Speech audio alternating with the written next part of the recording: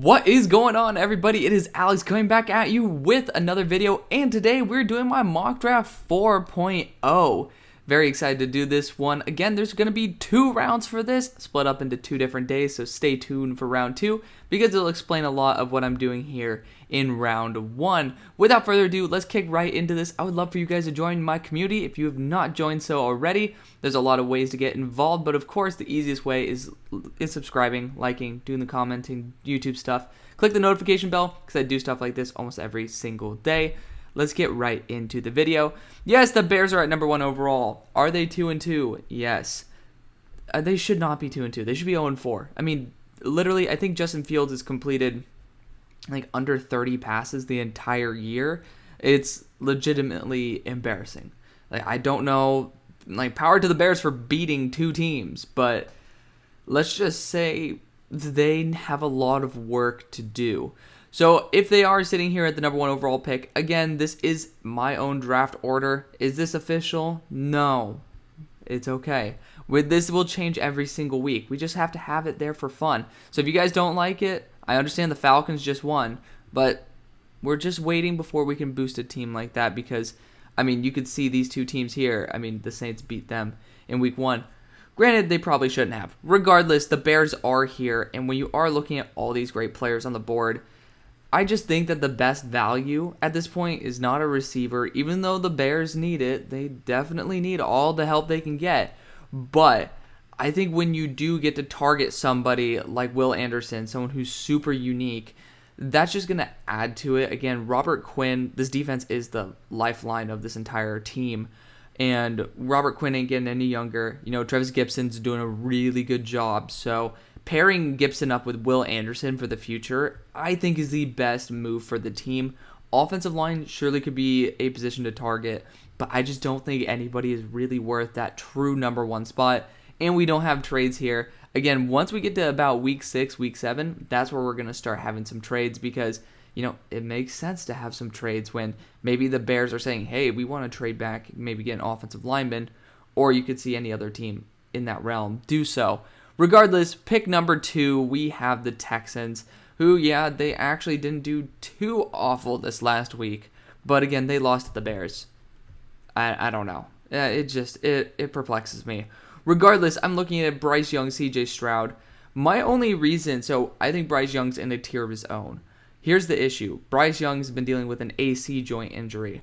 And one of the biggest issues is Bryce Young's weight. Now, AC joint is not related to your weight. However, it does show that Bryce Young is a human being. And the fact is, your size does, in fact, matter. Take that as you will. But Bryce Young he's a really damn good talent. The problem is he's just sub 200 pounds. And if he's already dealing with non-contact injury issues, what happens when the contact gets more consistent in the NFL? That's my only concern. I think, like, this is ballsy by my standards. Like, I think CJ is not there yet. He's flashed a lot of really good games, and especially the Wisconsin game. If that could be his baseline for the NFL, 100% I'm taking it. But I just don't know if I could pull the trigger on Bryce Young at this moment, given the fact that now he's dealing with non-contact injuries to his throwing shoulder, while CJ Stroud's continuing to build up momentum.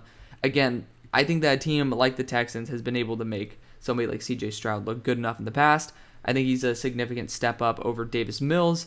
So going CJ Stroud is certainly a good option. And again, if CJ fails, there's always next year. Just remember that. Take a shot on a quarterback. And yes, this is me, like the person who hated CJ Stroud the most, still had him first round and 4th quarterback, 27th overall. Regardless, you know, I still had him as a first, but now he's in that QB2 territory for me. And he's inching in on QB1 because of the fact that an injury has popped up on the radar of somebody who naturally is physically not built to last, if you guys get what I'm saying. Regardless, pick number 3, we have the Falcons on the board. And here are 2 guys that I want to talk about. So Myles Murphy's back. He's my number 1 player in the draft. And I was like, hey, this guy's on the hot seat. You know, he's had a pretty mess start to the year. And then last week, he had a really good game. I'm like, okay, I'm not dropping him just yet. this last week. He literally plowed over the left tackle the way he did versus Boston College a year ago, and was like, mwah, he's back. I love him. Regardless, I think the edge rushers in this class are very good.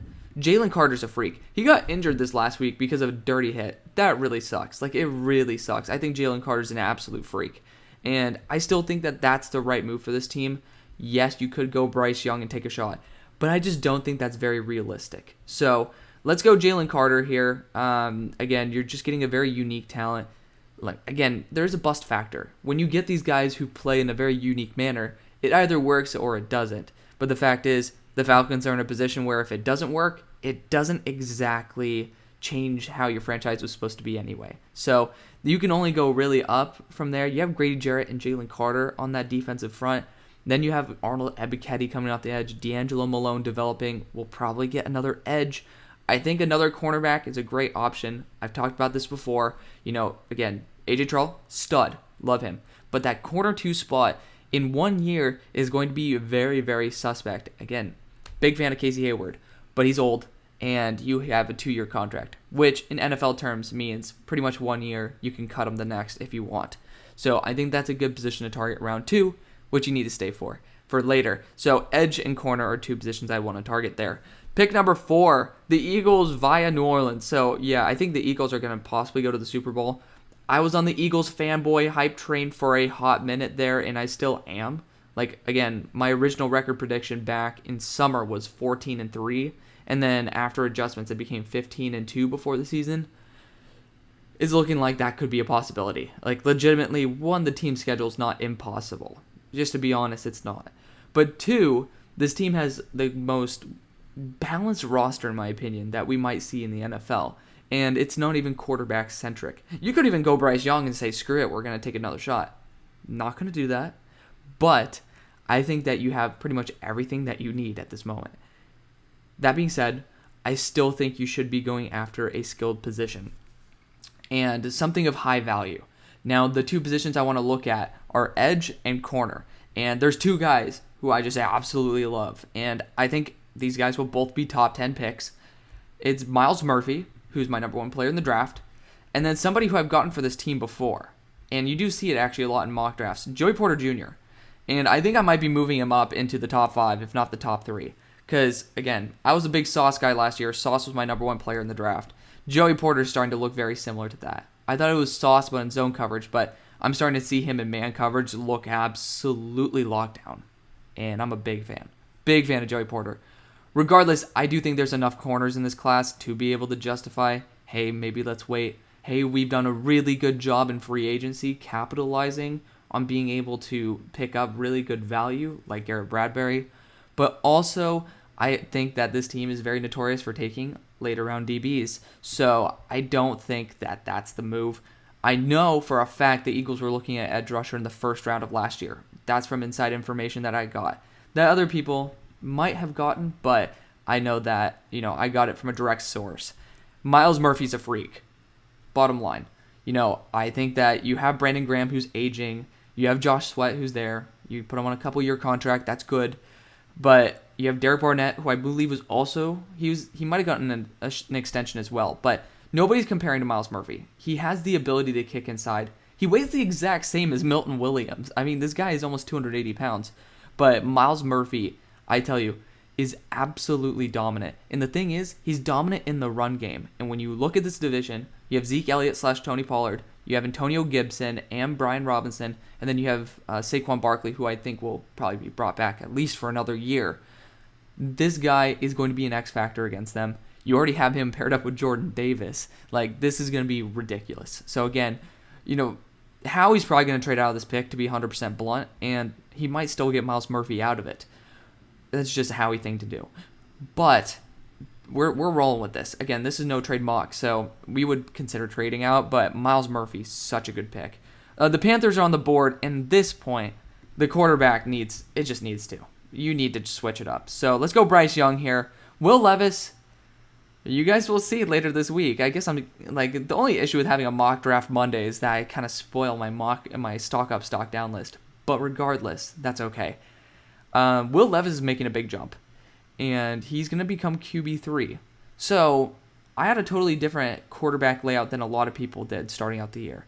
And based off of last year, it makes sense. I think that was perfectly fine, thinking that Tyler Van Dyke could take a step up, thinking that Anthony Richardson could take a big step.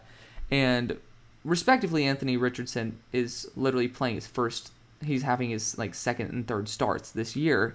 So he still has time. But Tyler Van Dyke was just a total cliff.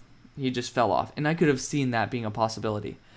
Will Levis was not good last year. Just to be honest, he was not good last year. I knew he had the potential to be good, and he started out this year pretty slow, throwing turnover-worthy plays even against teams like Youngstown State, and I'm bugging who they just played, but not like this last week, but the week before. Regardless, he was throwing turnover-worthy plays. The kid looked phenomenal against Ole Miss. Yes, he fumbled the ball twice and ended the game that way.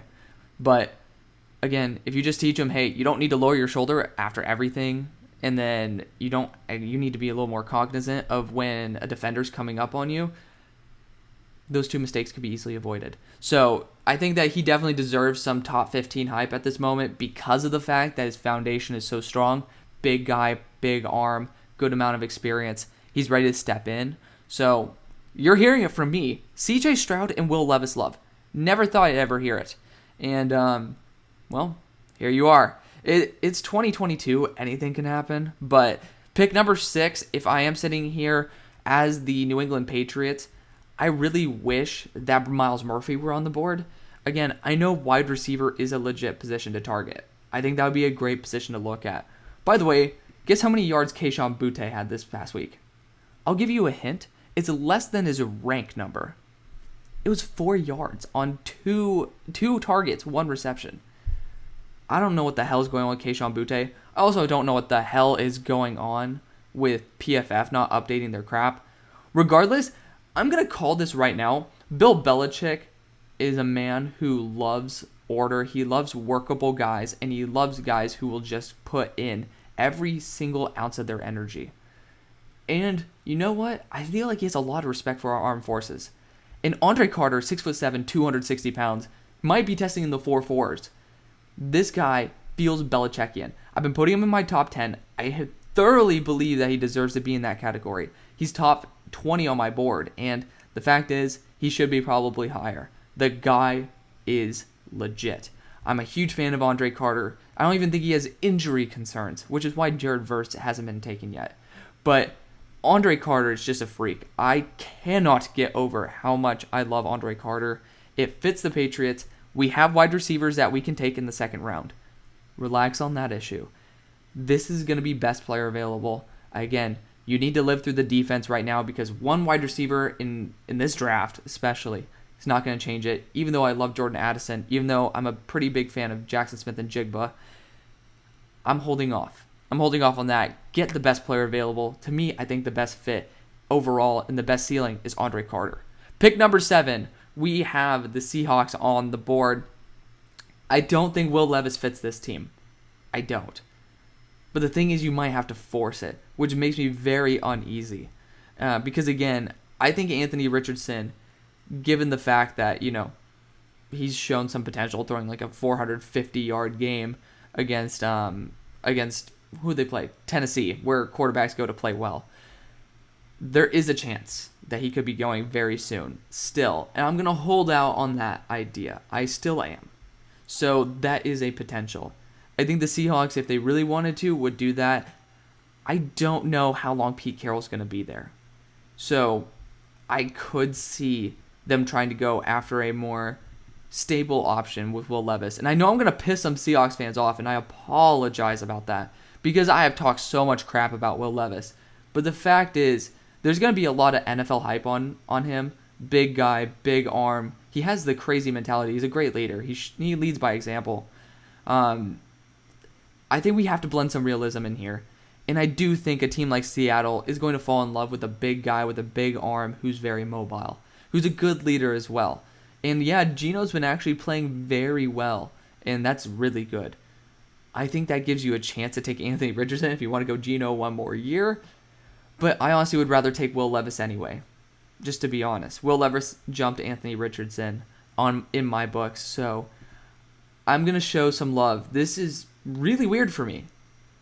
but I'm going to show some love to Will Levis. We're going to take him top 10. He proved it in the Ole Miss game. Some of those throws were extremely NFL caliber. I had some issues with him. He still has some inconsistencies. But the fact is, starting quarterbacks are at a premium in the NFL. And Will Levis, if he hits, has that Justin Herbert style potential. Granted, Justin Herbert hasn't done anything yet. All respect to Justin Herbert. He's a great talent. But in terms of actually getting the playoffs and making something happen, not exactly been there yet. Regardless, I think Will Levis has that potential. I really do. Because of the fact that you look at the foundation, you look at the experience, and, I do think that in the right system, this guy could actually do a really good job. And if you have Geno Smith there, that's a really good mentor. Get rid of Drew Lock. I think that might be the right way to do it. I had to explain myself because it's ballsy for me to go after Will Levis. But pick number 8, let's speed this up a little bit, the Jets. I do think they still need a tackle. The tackle, to be honest, if we take one, are they going to get injured too? I don't know. Peter Skoronski has done a very, very good job. He let up a pressure this week, so he's number 4 on my board, but I am looking to potentially drop him. He had some really bad run blocking reps. Regardless, he's been very consistent besides that all year, and again, he was really good in pass pro. His quarterback doesn't do very much. Helinski doesn't do very much to help out the offensive line, I will be honest. So I'm going to show some love here. We're going to still go Peter Skoronski. I do think that even if he might have short arms, he is a shorter build. He has a great height to weight ratio. I do think he could end up being a really good star tackle. The Steelers are on the clock, and honestly, there's 2 positions I'd target: offensive tackle and corner. Those are the positions. Now, we'll talk about Kenny Pickett in a second. That might be now, but I just want to highlight Broderick Jones as the guy who I'm probably taking. But I really love Joey Porter. Obviously, I think I'm pretty damn sure his dad played for us for a long time, and Joey Porter is an absolute stud. This team needs corner help, but we really need we need the offense to work right. We need somebody better than Dan Moore. Honestly, we need somebody better than Chukuma Okorafor. It's pretty obvious that offensive line should be a position that we do address. And Broderick Jones is totally worth it, in my opinion. So we'll select him, but just talking a little bit more about Kenny Pickett. Through 3 picks. Now, I'll break those down for you guys, because some of you guys see that stat and you're like, oh, God, he's a bust. The first throw was his first interception, unfortunately. But he threw a deep ball, hit Chase Claypool in the hands. It got picked off on the tip. I'm going to put that in Chase. Should be, it's a 50-50 ball. You know the risk that you take when you throw that. And it probably should have been caught. The second one, that was his fault. In my opinion, that was his fault. So, again, rookies can make mistakes.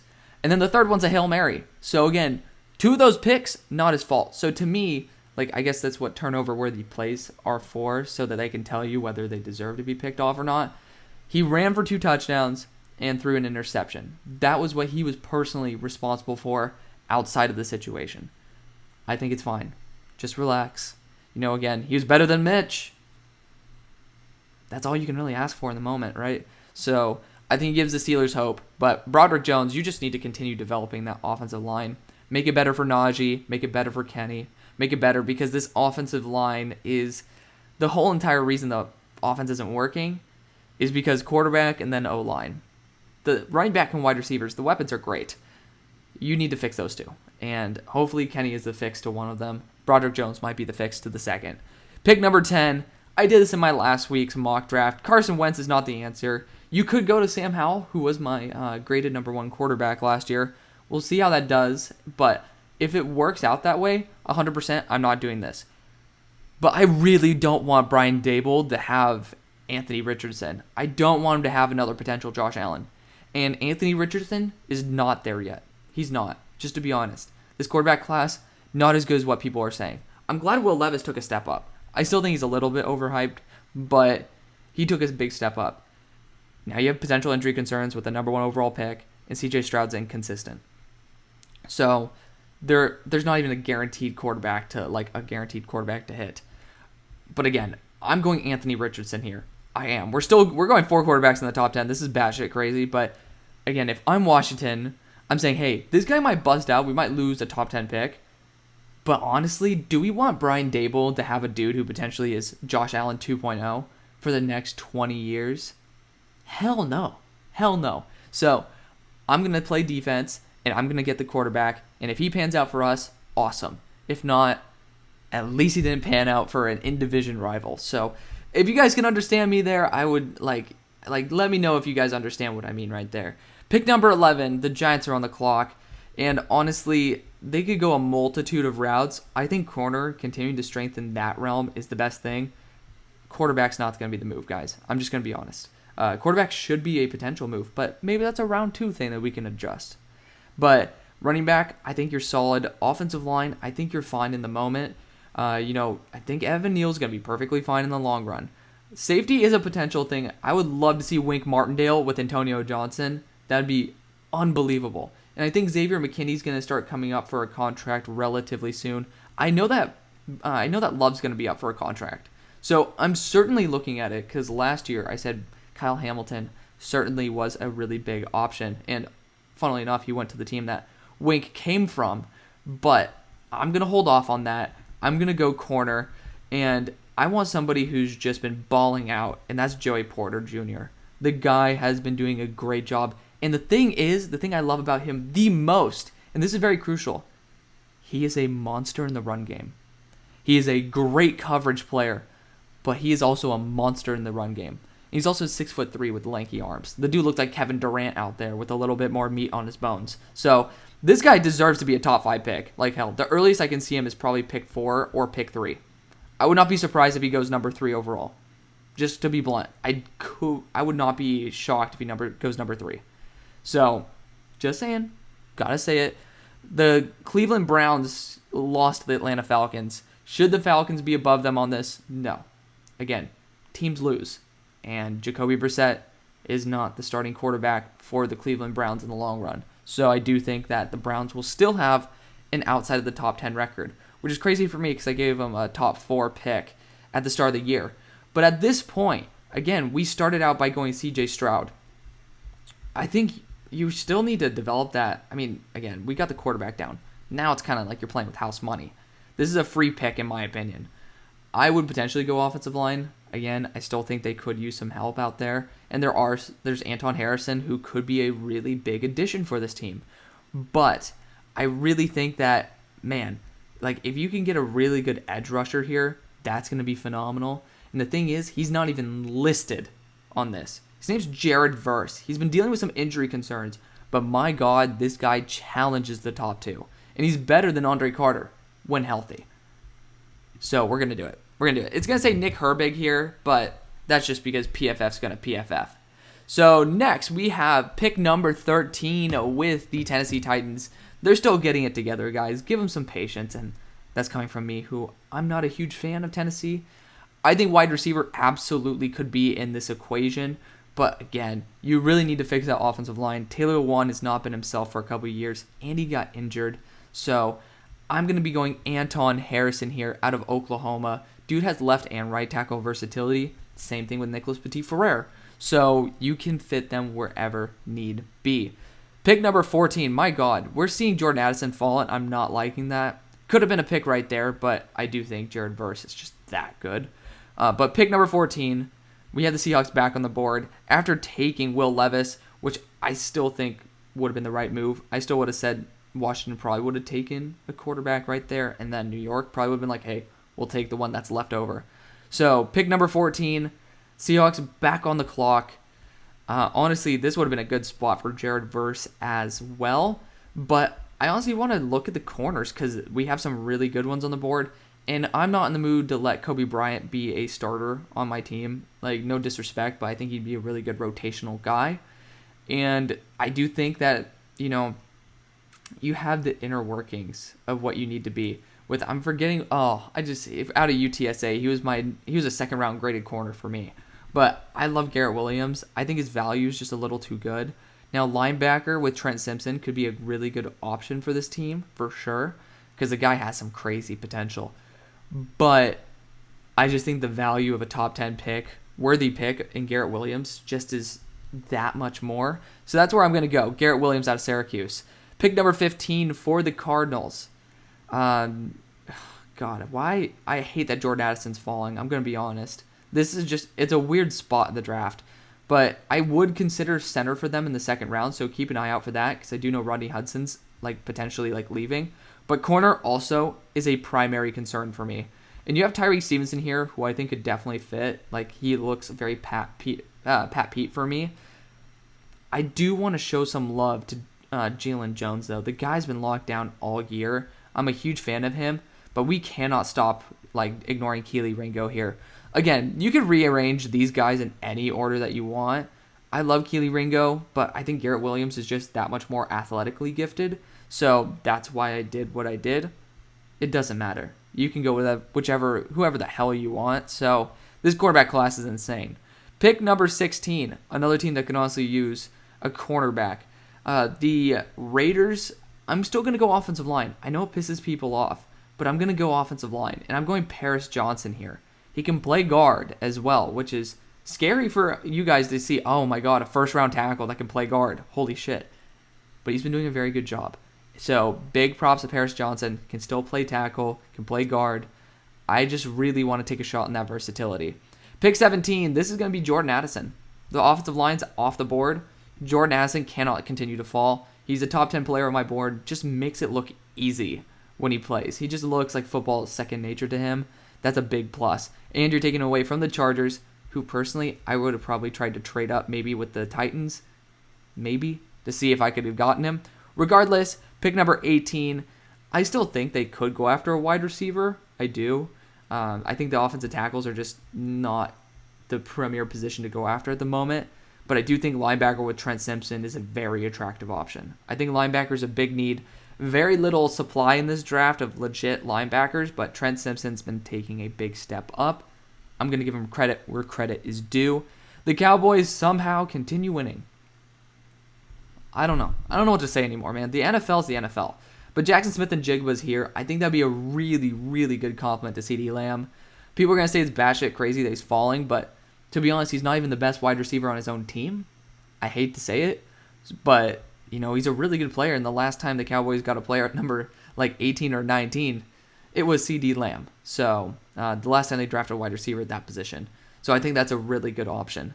Pick number 20, the Lions. I still have faith in them. They're letting up a ton of points. A ton of points. But I really think that this is a really good move for the team to be able to potentially go Antonio Johnson. I mean, again, I want to look at the wide receivers here. DJ Chark's on a 1-year deal. We do need to address that. And there's only one guy. Well, there's two guys who I'm very comfortable with in the first round. And there's one guy I actually have above Quentin. I just don't think the NFL would probably want to take him before Quentin Johnston. But we're going to go Antonio Johnson here. Defense needs to be a priority. We're going to get Antonio Johnson in here. He's one of the best players in the draft. He can play outside slot or safety. So, big fan of him. Pick number 21, we have the Jaguars, who I still think could just get that interior offensive line piece and be perfectly fine. That's, you got a stud in Devin Lloyd. I love that pick, too. I gave it an A+ when people were shitting on it. So, holla. Defensive interior, I don't know why I clicked on it. It's not a need at all. Just to be blunt, you got Foley Fatukasi in free agency. Paid a lot of money for that, too. So, it's down to Andrew Voorhees as well as a guy who's not listed here in Osiris Torrance. I'm going to change it up. I've been doing Osiris Torrance every time. We're going to go Andrew Voorhees. He can actually have tackle versatility as well. But he's been playing at a high level multiple years in a row. I wanted him to come out last year, but he didn't. He graded out better than Osiris. He still, I think, might be better than Osiris. I will say, versus Tennessee, Osiris Torrance literally let up one of the just an awful pressure, and it's been sticking with me. He still will be featured here because I think he's a very good player, but I just have to mention that.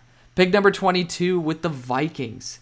Now, I'm trying to think. Cornerback is the biggest need. I think that needs to be addressed. Cornerback, and then Tyree Stevenson, it makes sense with Pat Pete, so I'm going to go that. But other positions, I've talked to one of my very loyal subs, shout out to Master Slovenia, but he was talking to me about other positions to target. Obviously, quarterback is a position you could potentially look for in a different round. Defensive line, I'm not 100% sure if that's exactly a position that I would target. I mean, it's tough. This team actually is very good. Center, for sure. Cedric Van Pran could be a really good potential option in the second. My dream is John Michael Schmitz, but I know damn well I might be taking him to the Cardinals before. Just saying. Regardless, we have the San Francisco 49ers pick here now to the Dolphins.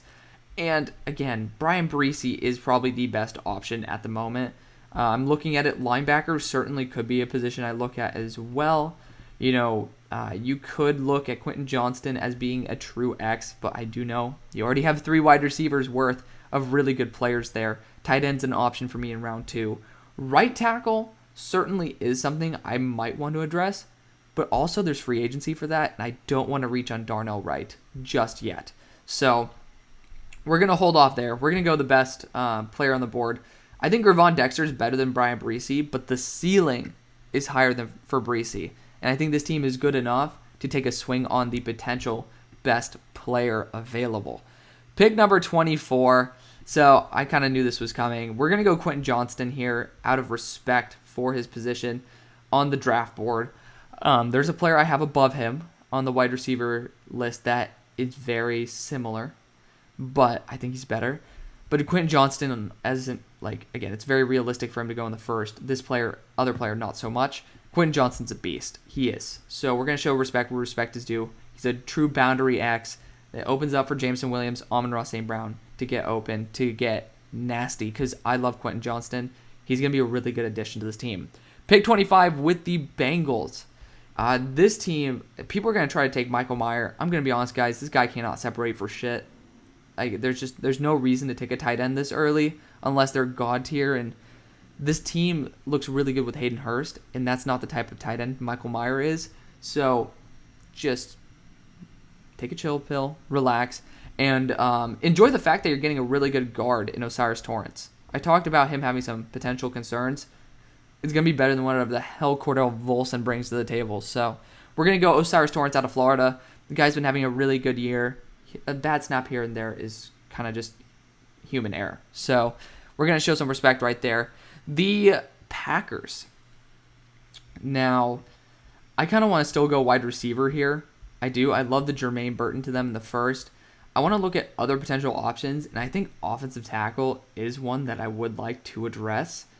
And I know there's a guy who has left and right tackle versatility, and I do think it's a big need. I really do. I don't trust Bakhtiari's health anymore. I don't think you guys do either. I don't want Jenkins to have to play tackle, to be honest. So it's going to say Zion Nelson, but I'm going to be going after Darnell Wright. I didn't want to reach for him at 17, but I'm more than happy reaching for a guy who's in my top 50 here at 26. Again, it's a big need and a guy who has some very good reps in a very NFL-style scheme.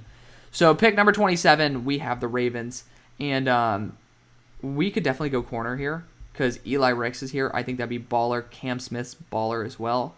And I think we're going to do that. So we're going to go Cam Smith here. He fits a little bit better. Marcus Peters already jawing at Harbaugh on the sidelines, so it's pretty obvious that I would love to get a nasty potential corner like Cam Smith there at pick 27.